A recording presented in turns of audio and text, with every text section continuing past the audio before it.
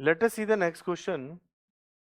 T1, T2 are the time taken by two different coils for producing the same heat with the supply. Okay. Then the time taken by them to produce the same heat when connected in parallel will be.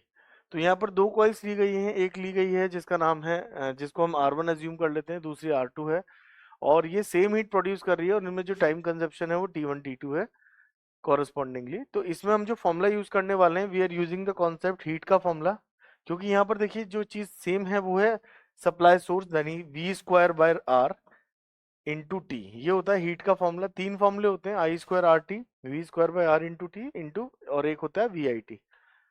इन तीन फॉर्मूलों को use करेंगे। तो फिलहाल हम इस एक ही फॉर्मूले से अपना आंसर निकाल लेंगे। तो वी एज्यूम कि भाई हमारे पास ये एक ही कॉइल है जिसका रेजिस्टेंस R1 है, we are using the source of voltage V।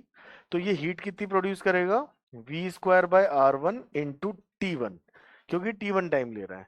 ऐसे ही दूसरी कंडीशन क्या होगी, अब अगर इसने दूसरी कॉइल ली जिसका resistance assume to be R2 है, वोल्टेज फिर से V है, तो यहाँ पर आपका जो हीट आएगा वो आएगा V square by R2 into T2। Same heat produce कर रहे हैं, क्वेश्चन में ऐसा दिया है, तो दोनों को इक्वेट कर सकते हैं। तो V square by R1 into T1 must be equal to V square by R2 into T2। तो यहाँ पर आ जाएगा T1 bye R1 equal to T2 bye R2। यहाँ तक का कंक्लूजन हमारे पास आ चुका है।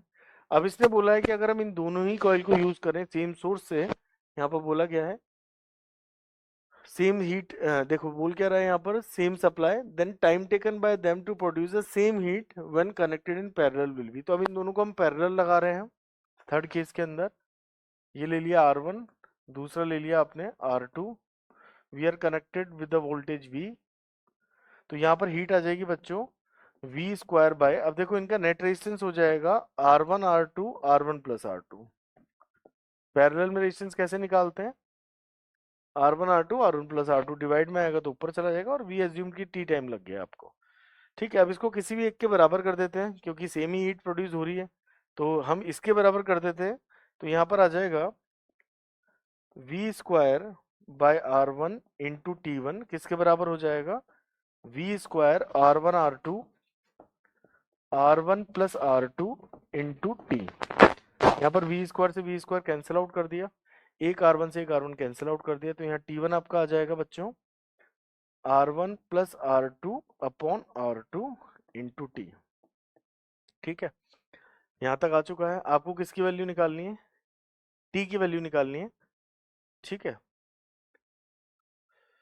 अब यहाँ पर हम एक काम करते हैं, R2 को इधर ले जाते हैं और इन, अब यहाँ बचेगा R1 plus R2 into T, और यहाँ से R2 कॉमन ले लेते हैं।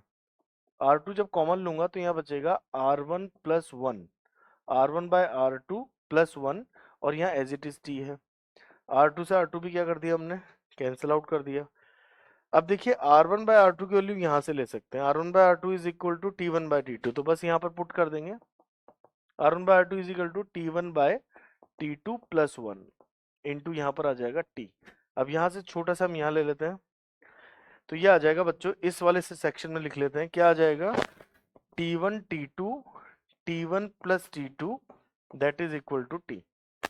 यहाँ पर सिर्फ हमने एलसीएम लिया, तो यहाँ एलसीएम T2 आएगा तो T1 plus T2 by T2, T2 इधर जाएगा तो T1 into T2 by T1 plus T2। This is the time taken by the two coil when connected in parallel. तो जो आंसर होगा इसका वो